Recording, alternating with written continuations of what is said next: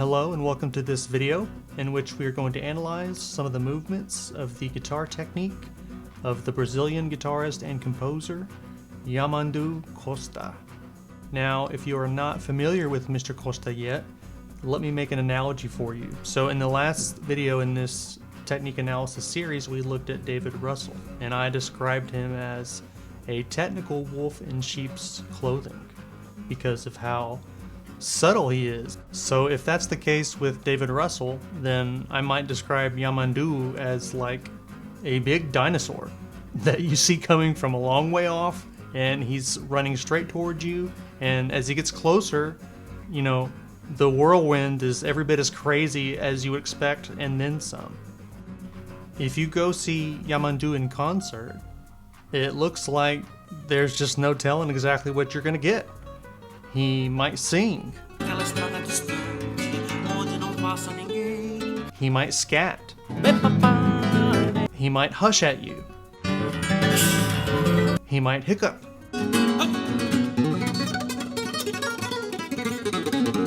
He might drink some magical potion on stage, which, you know, makes me think maybe this is where he gets some of his guitar power from. He carries this herbal drink around with him everywhere he goes. I'm very interested to know what this is exactly.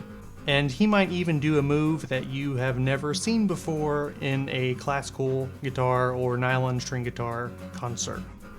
So before we get into some specific instances of Yamandú's technique, I want to generally talk about the concept of movement. So I'm very interested in this concept of movement when it comes to playing the guitar, and mainly in terms of the economy of movement. How much movement is too much? How much is not enough? What's just the right amount? So I've started off here just with some clips where you can just look and just watch all the movement that's happening. Talk about walking to the beat of your own drum.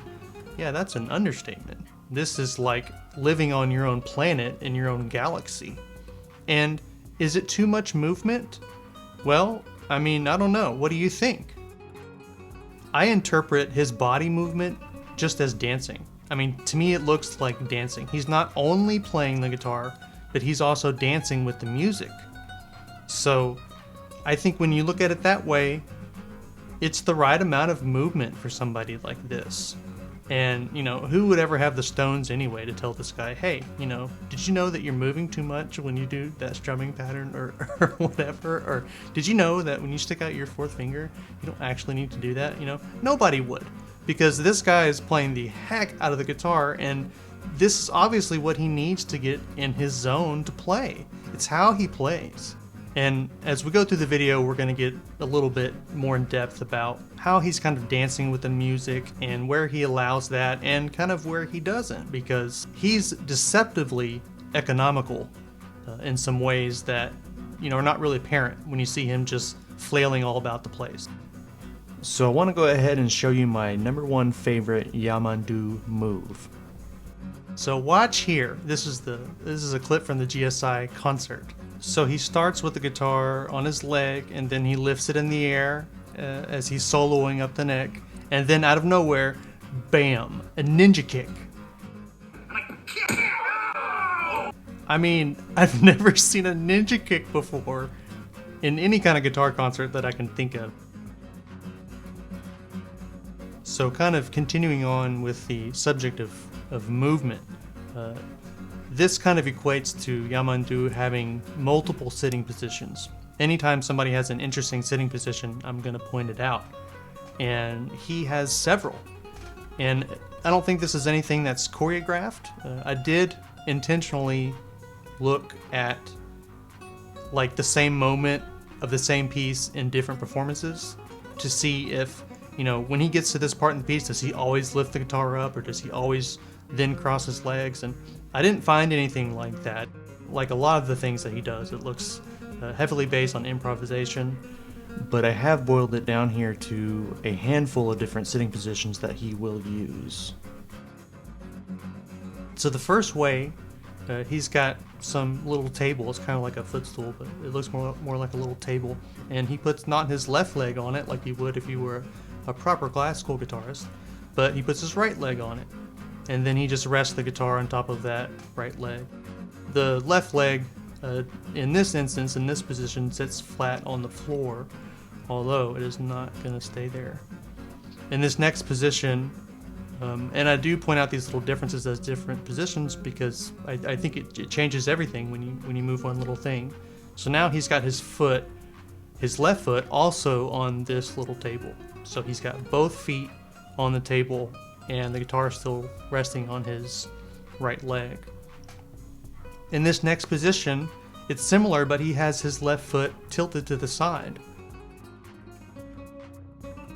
Then we have him here with his right leg crossed over his left leg, and the guitar resting on the right leg, but a little bit higher up, a little bit closer to his head and his upper body. This next position is really just like the first position, but he's actually holding the guitar a little bit different. So instead of the guitar resting on his leg, kind of in the crook of the bottom of the guitar, he has it elevated some, and now the lower bout of the guitar is rested on his right leg. And he looks like he's kind of holding the guitar up a little bit. I don't know if it's with his right elbow or with his left hand or maybe both, but you can see he can hold the guitar up like this and move all around, and the guitar also moves all around right with him.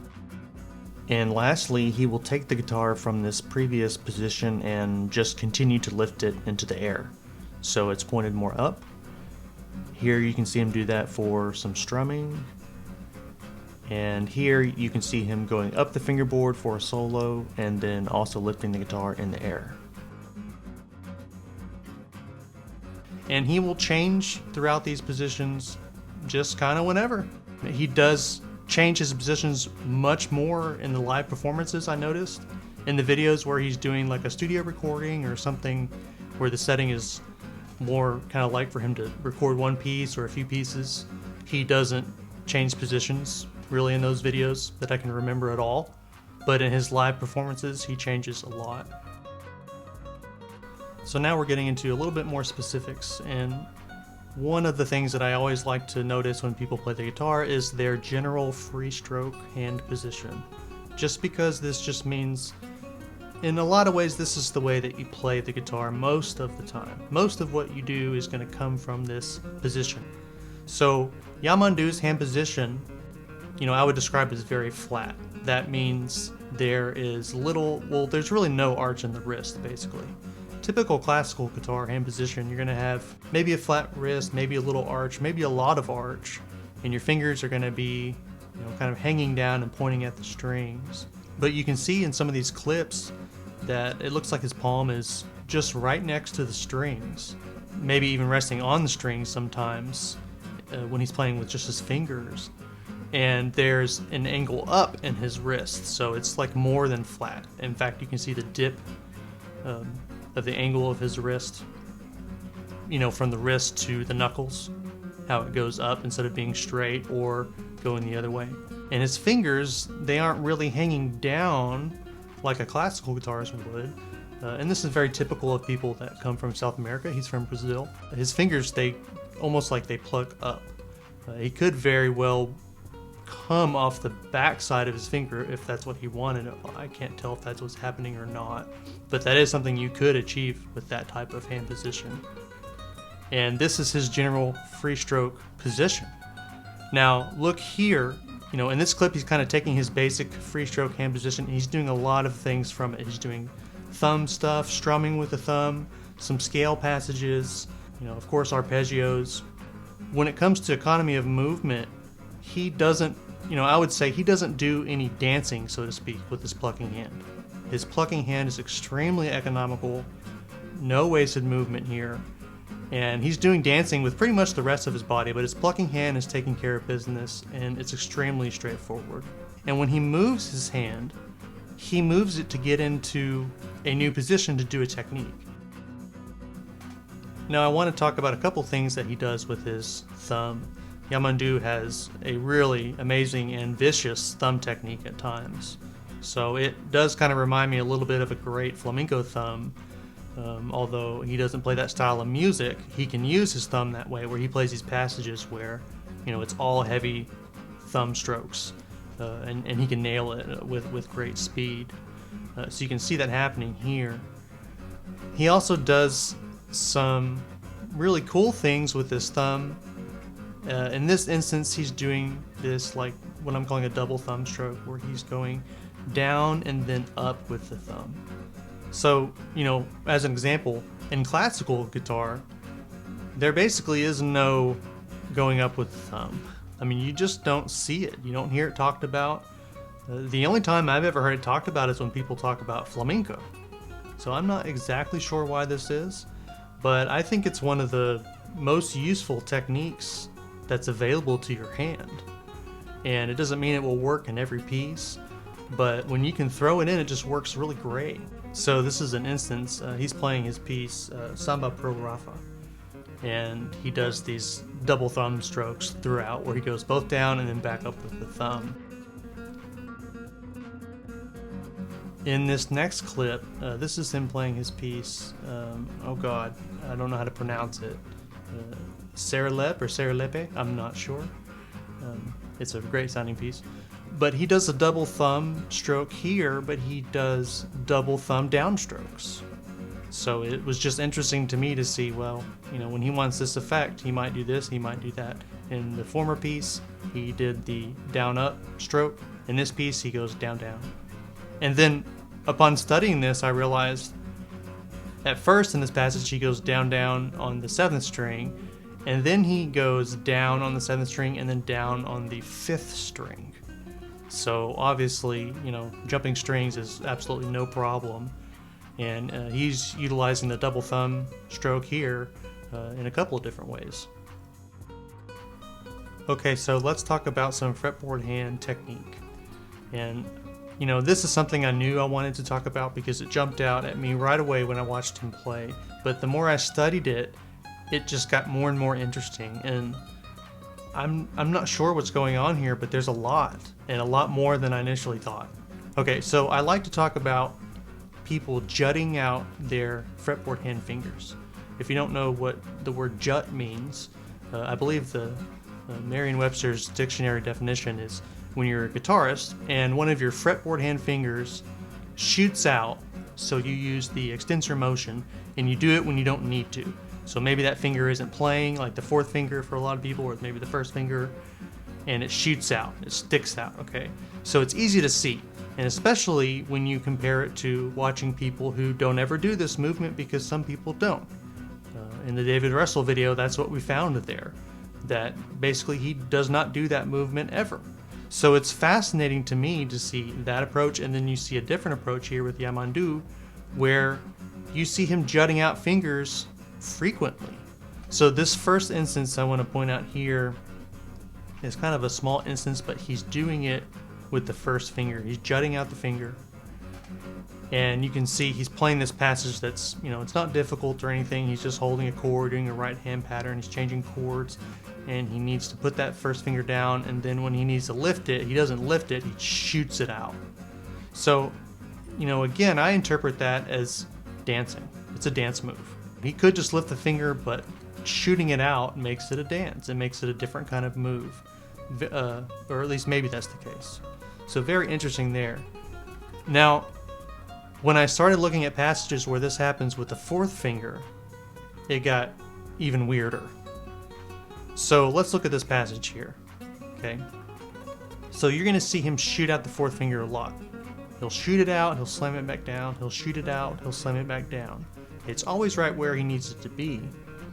But when I started slowing this down, I saw some movements that I didn't see before.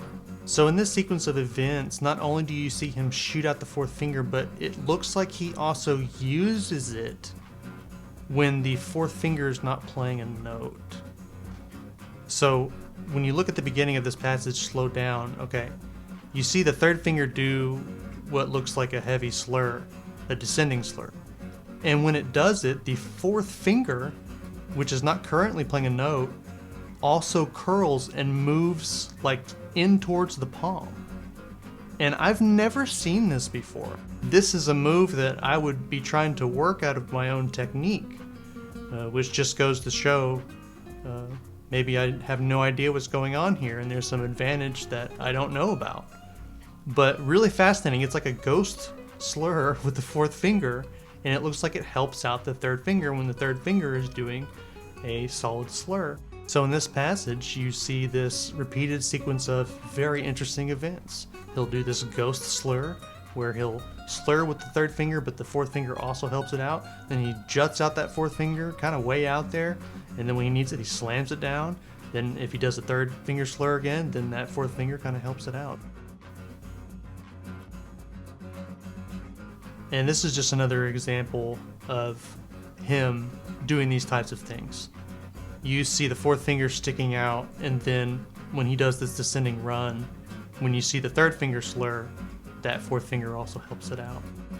But I also wanted to show this clip because you can see after those passages, he plays a chord progression and his fourth finger is just, nice and curled and quote unquote proper classical guitar technique.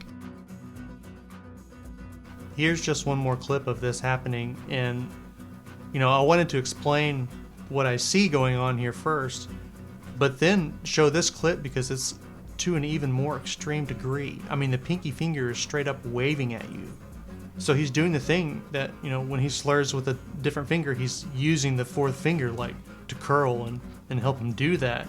But here it's so extreme that you just get a wave out of it. So very, very interesting in how he utilizes his fourth finger when it's not even playing a note. And for me, this is enough right here to make me rethink my fretboard hand technique. So I remember the first time I ever heard Yamandú play the guitar, and I remember, liking it right away and thinking, well, this guy's a really good guitarist. And then all of a sudden, he plays this super fast passage of notes. It's like 30 notes in a couple of seconds. And it was so fast, and there were multiple techniques going on, and it just blew my mind. Before you know it, it's over, and I was just thinking, what the heck was that? What just happened? And then he just goes on like it's absolutely nothing. So he does these typical runs in a lot of his pieces that involve multiple techniques. They're super fast, and most of the time they come from top to bottom, although not always. So I wanted to look at what the heck is going on here, what kind of techniques is he using, and what can we tell from studying the footage. Now, in some of these videos that I've used, like, I think it's in the Guitar Masters video, they have part of the video with the score on the screen, and it's like keeping track with where he is. So they're saying, here he's playing this passage, here it is on the score. But I didn't see any plucking hand fingerings on the score. I don't remember any at all. But I do remember looking for some fingering in one of these passages and there just not being any. So I guess, if you want to figure out what he's doing, you have to do what I'm doing and just try and see what you can observe and then make your best guess. There's a couple of different types of runs that I kind of could identify. The main one that I see him do the most often is kind of like he'll start with some free strokes or an arpeggio at the top of the run, so he's on the treble strings, and then when he gets to the bass strings, he switches to all thumb and then does slurs and a combination of thumb strokes all the way to the end of the run as he goes all the way down to the 7th string. Most of these runs, they start high, like around the 12th fret of the 1st string area, and then they go all the way down all the strings, and he ends. So this clip is from him playing, I had trouble finding the name of this piece, but you hear him play it in pretty much all his concerts, and it's like variations on a Colombian rhythm or something like that. Here's what the run sounds like.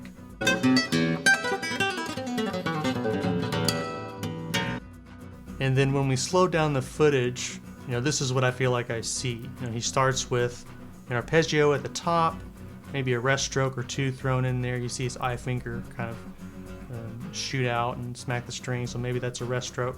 Then once he gets to the 4th string, it's all thumb from then on, and it's a combination of thumb strokes and slurs with the fretboard hand.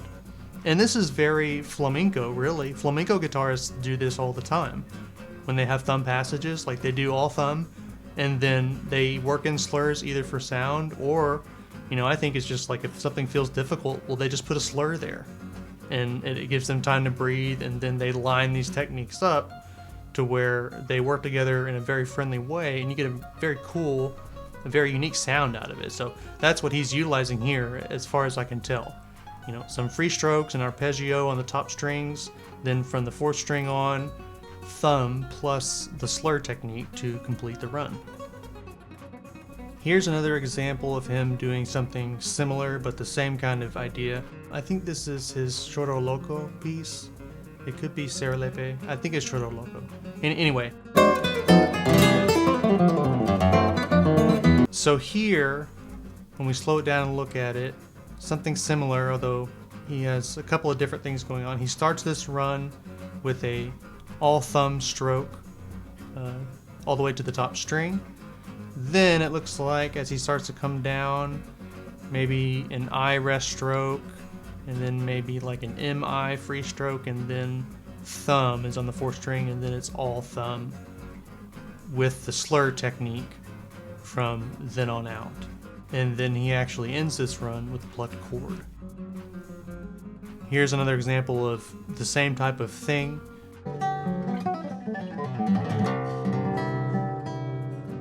For this shot, it looks like they were focusing on the fretboard hand, but it's a pretty good view of his plucking hand. This is the best view, one of the best views for plucking hand in my opinion, to kind of see what's going on. But if you focus on it, you can see he does, it looks like a couple of free stroke notes, like an MI, something like that, and then switches to all thumb and combines it with slurs for the rest of the run. This one is a little bit different, so same general idea, going from top to bottom and ending with a thunderous accent.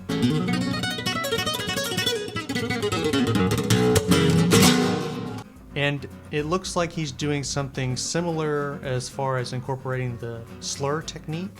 It seems like he does a lot of runs with 3 notes per string, so it's a strike, slur, strike, something like that.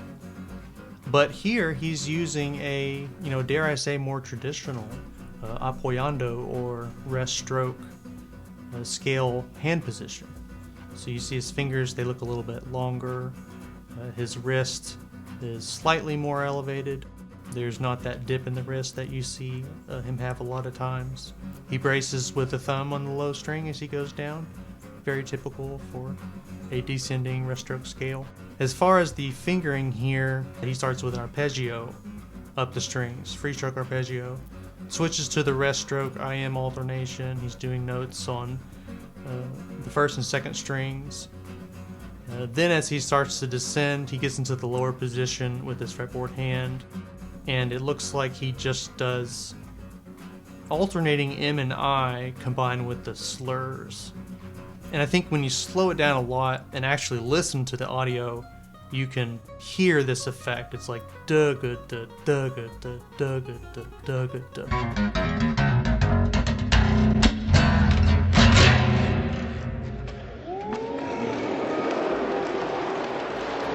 And I think it's a friendly string crossing pattern that he's got going on here. I can't say for sure, it's hard to tell, but I would guess it's like I slur M, and then I starts the pattern again on the lower string. That would set up an easy string crossing from M to I. So it looks like once he gets down to the bottom of the neck and he's crossing across the strings to go to the lowest string, it looks like it's something like I slur M, I slur M, I slur M, with something extra at the end that I can't exactly tell what's going on. But another instance of him doing one of these amazingly fast, rapid runs, kind of a similar character in mind, but with a different execution of techniques. So that is all that we're going to talk about here. I do have a few more ideas, but I don't want this video to be too long, and also it maybe sets it up for a part 2 in the future, which I think would be great. So I knew who Yamandú Costa was, but it's been really inspiring listening to so much of his playing and watching what he does and trying to figure out some of the things that are going on here with his technical movements. And as amazing of a musician as he is, I think the way that he's most inspiring to me is this guy is just himself. And it's easier to see because he's so crazy and weird. You know, it's not as easy to see in other people who are more stoic or, you know, may not show it as much. But he's not afraid to do anything. He's not even afraid to ninja kick on stage. So, really admire Yamandú, and I hope that he also inspires you to be yourself. But just be careful that, you know, you have plenty of empty space around you when you practice this ninja kick move at home. So thank you very much for watching. I am a classical guitar player and teacher in the Dallas-Fort Worth area in Texas. I'll leave links all around if you want to contact me about lessons, either virtual or in person. If you'd like to make a donation to help support this channel, I know some people like to do that. I would be honored and would really appreciate it, so I'll also leave links to my Patreon page where you can do that. And it also doubles for what I call the A Guitar community, where I have exclusive performances as well as a lot of instructional material, even several courses that I've designed for different aspects of playing the guitar or arranging music for the guitar according to your needs. Also, I'm a guitar composer myself. Actually, I do own a 7-string nylon string classical guitar, which is what Yamandú plays exclusively as far as I can tell. I didn't look at all of his videos, but I looked at a lot of them, and not one did I see him playing a 6-string guitar. So I actually have written a set of pieces for the 7-string classical guitar. It's called 7 Preludes for the 7-string guitar. I'll leave links all around for that if you'd like to check it out. I debuted it in an online concert about 1.5 years ago, something like that. And I like the music. I think it's pretty challenging. Probably for Yamandú, you know, he'd be able to sit down and sight read it at tempo with, you know, minimal to no mistakes.